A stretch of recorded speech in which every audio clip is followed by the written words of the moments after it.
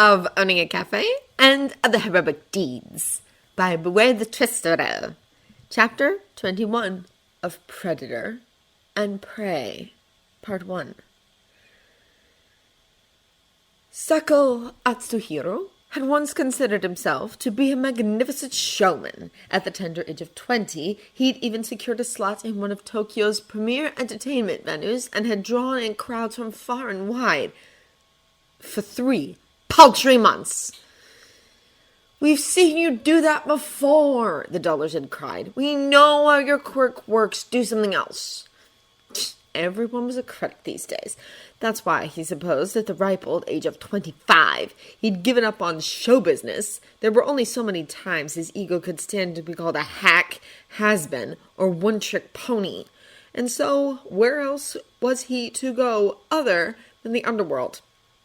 Sure, the conversations were stilted, the ambience mute, and the lack of flair, or at least the appreciation of such, was overly prevalent. But it beat running in the rat race, didn't it? That, and he had grown accustomed to a certain lifestyle. Well, finely tailored suits were pricey, high-quality masks, a must in his new line of work, didn't come cheap, and really, if you weren't drinking junmai, daginjo sake, or champagne, then why would you bother drinking at all? And besides, what he did wasn't so nefarious, was it? Not that he couldn't kill. There was no love lost between himself and his fellow man. However, he'd not seen a need to as of yet. Oh no.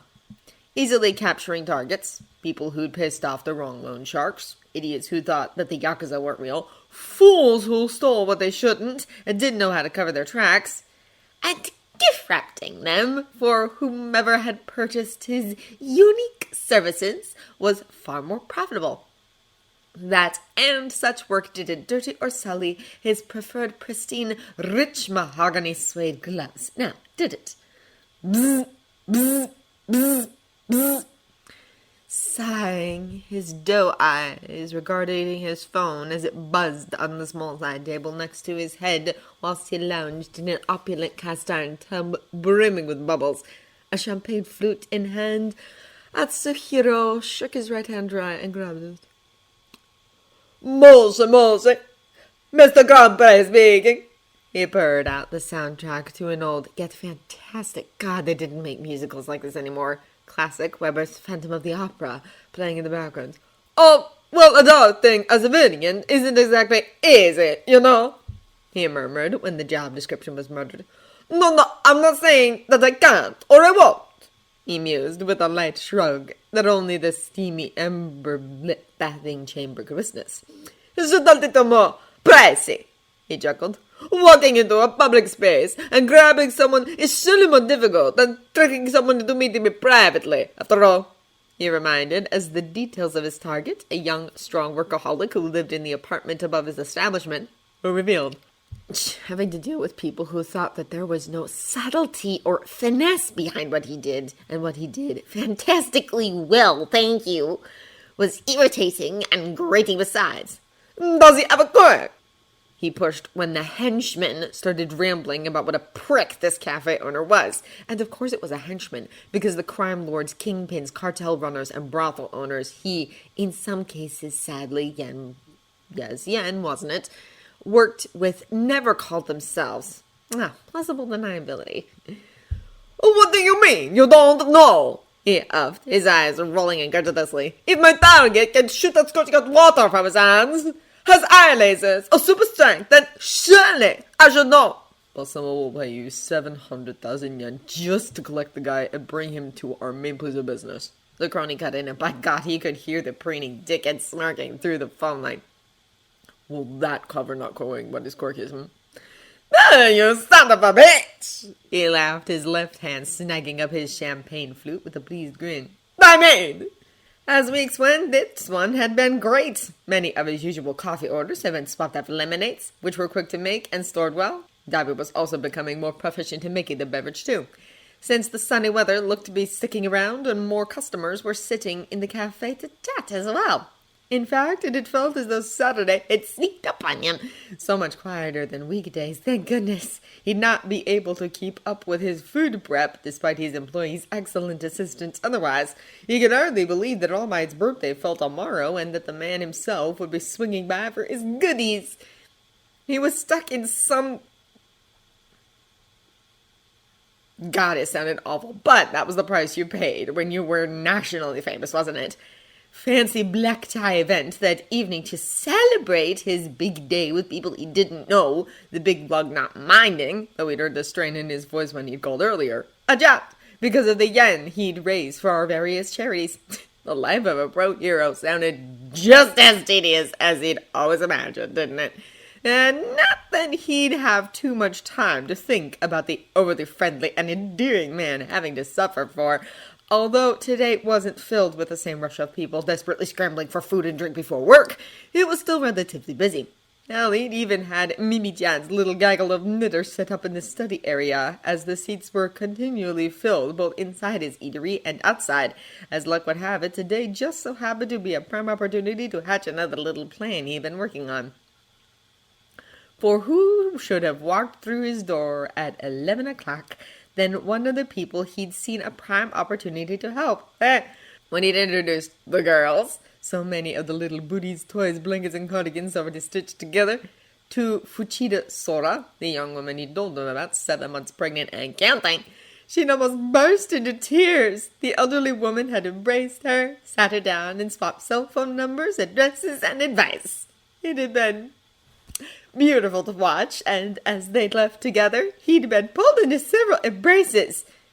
However, her form lingering whilst her friends walked on ahead, Mimi-chan had dug around in her purse and presented him with an adorable pair of crocheted cats, one in black, the other blue. Both wore aprons and caps.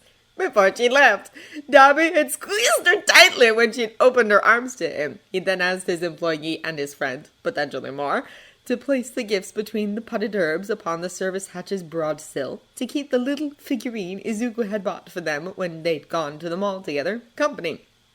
He'd need to buy the florist next door just to house the kids' artwork projects and little gifts at this rate too, wouldn't he?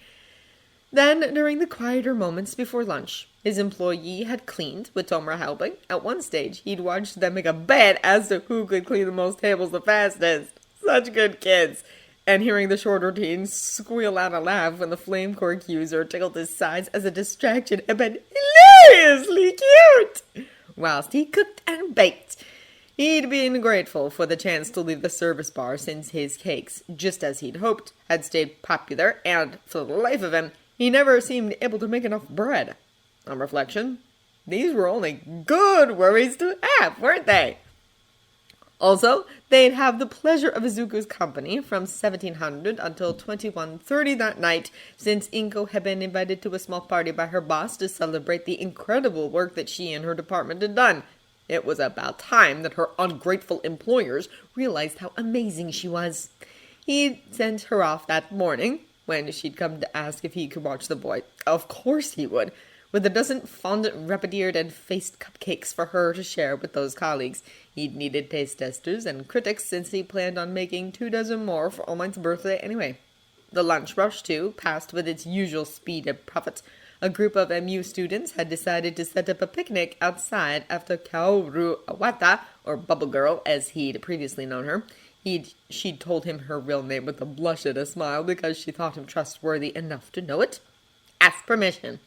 Happily agreeing, he'd grabbed one of the spare large umbrellas and a less paint-splattered dust sheet from his storage nook and passed them on to her to spread out on the area where he usually taught self-defense. He and Dobby had put the main outdoor tables and chairs out in front of his bay windows so he could keep an eye on the customers and go outside to them if they needed anything as well.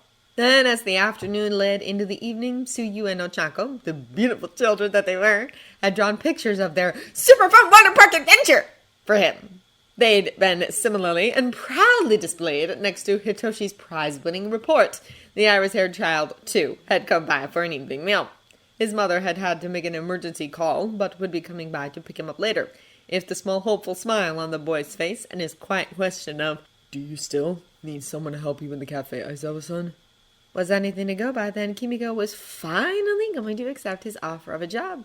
God, he couldn't be happier. He'd done the sums, of course, but he'd have taken a pay cut himself if it meant bringing her on board. Ah! Aizawa-san, Davini! Tomuni! Good afternoon! Smiling as Izuku bounced into the cafe, his mother waving as she walked to a taxi waiting for her on the road that curved around his eatery.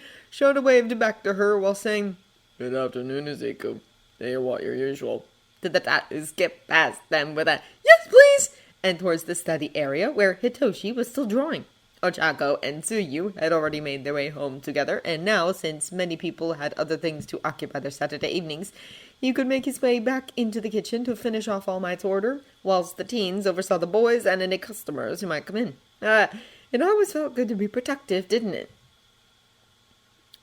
As jobs went, this one had been interesting.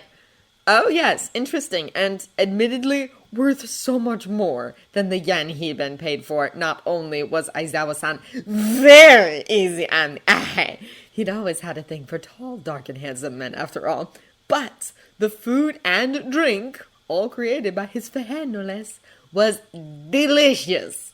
Delicious! And ridiculously inexpensive. Why, he'd been flitting in and out of the Noraneko, which in itself was adorable, clean, and had the kind of ambiance not even money could buy, all week, sans his villain's garb, of course. People watching had always been a hobby of his, and wouldn't you know it, there were many different kinds of people milling around, from regular customers, people who drove there from other places, and a wide range of ages. However, regardless of who they were, when asked, they all had something to say about his mark. But learning anything more useful than, "He's such a dear, he's very helpful, have you tried a cake yet?" had been difficult. For although Aizawa, he couldn't even find out his first name, was incredibly personable, in a quiet actions over words kind of way, he didn't talk about himself at all, which, considering his own flamboyant personality, he found adorably humble. However, his stakeouts hadn't been without merit in terms of what he was being paid to do, as he'd been able to track the flow of traffic to pinpoint its quietest hours. He didn't want an audience for this performance, after all. In and out of the cafe that he never seemed to leave, and to eat, God, one slice of that angel's food cake, and he'd very nearly jacked in the whole idea of the job he'd been paid to do. But, he lamented, yen was yen, and if he turned this gig down, then the adorably gruff but insightfully clever man would only be marked by someone else. Someone who wouldn't be able to persuade Boss-sama that any rough treatment would be necessary. And he could always steal the gruff little, by all accounts, quirkless cook for himself, couldn't he? For he didn't have a moral compass, per se. And, well, the pimp who so haughtily claimed that he came from the world of business would be more than happy to just have him safely and quietly out of the way, wouldn't he? Yes, it'd mean that the cafe owner wouldn't have to suffer or die, wouldn't it?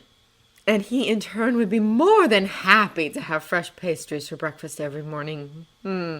Breakfast in bed, too, would be decidedly lovely, wouldn't it? Grinning to himself atop Aizawa's apartment, Atsuhiro checked his watch, 21:01, and tittered to himself. The surrounding area was deathly quiet. Shinso Kimiko was held to ransom on the off chance that he couldn't catch his quarry, and the gallant cook would just have to run to her rescue, wouldn't he? There were two teenagers. The heavily scarred boy was one to watch. However, he and the cafe's owner seemed to have some kind of familial bond, which he could use to his advantage. Kids wouldn't dare risk burning Aizawa, surely. And two children in the eatery alongside his target. As opportunities for an extraction of this sort went, this was a particularly golden one, wasn't it? Watching as the tots sat in Dabi's preferred booth, a book entitled Pro Heroes Legendary Edition laid out between them on the table, Shouta looked at his cell phone before casting his eyes towards the apartment block, which loomed in reds and golds thanks to the dying sunset, his hands absent-mindedly cleaning mugs whilst he manned the service bar. Hitoshi's mother wasn't returning his texts again. He just hoped that she'd fallen asleep and that when he walked the boy home, she'd be there. God, for some reason, he just couldn't get her out of his mind. We did it! Blinking, his worry frittering away as he looked to the gaming area, the eatery owner smiled as his lodger fist-bumped the air and Tomer sagged, relief slumping his form into the beanbag he sat in as he sighed. I can't believe it took us a whole hour to beat that stupid Leviathan. I thought old games were meant to be easier. Snickering to himself, he went to pour them all a drink when... Ding ding! Turning back to the door, his eatery was open until 2200 on Fridays and Saturdays, but it was quite strange to see someone come at this hour, especially someone dressed so... theatrically? Shouta took in the top hat, white mask, featuring a painted, smiling face, mustard trench coat, brown gloves, and cane of his customer with a slight quirked brow. Welcome to the North Echo, he said, the greeting a standard one by now. What could I get you? Because for all he knew, this person could be an actor, a performer, a cosplayer, which was something the children had to explain to him, or a new pro on the scene, since Loud Cloud and Mike were bullying their new teammates into visiting his place. But surely he wasn't a villain. No one looking to rob him would just saunter in, remove the quill-accented hat whilst to give a bow, and chirp out, "A flat white coffee to drink in, if that's all right, my good man." Right? Nodding, his head inclining to Dobby, just in case it was late and he'd never seen this exhibitionist before, as the teen got up for the stretch, Tomer following, and slipped into the booth directly behind the one the tots were sitting in, their heads looking over the unruly mops of emerald and amethyst hair to puff as the heroes the kids were fawning over. That'll be 200 yen, please, he stated, his hand proffering a mug of steamy caffeinated goodness. Mama, what a reasonable price! The costume man preened whilst showing off his jazz hands before magicking up 2 100-yen coins, his fingers moving in a series of grand gesticulations before making them disappear with a whatever did they go? Huh? Huffing, Shouta cocked his head at the extroverted cane wielder. You've slipped them under your gloves, he stated in his typical deadpan. He didn't want to be cruel, particularly, but he'd never been fond of tricks and pranks. No! Good heavens, young man! You're quite safety, aren't you? The stranger chuckled sheepishly, his fingers sliding under the wider, loose cuff of his suede hand coverings. And wasn't he too warm in all of that pomp and finery? To drop the coins onto the counter with 2 loud clanks. Like you. Oh, but I'm not quite done yet, my friend! The other called grandly, and in an action too quick for him to counter, the masked man's right hand was latched onto his wrist. Let's see if I can make you disappear, me. What? And then he knew no more.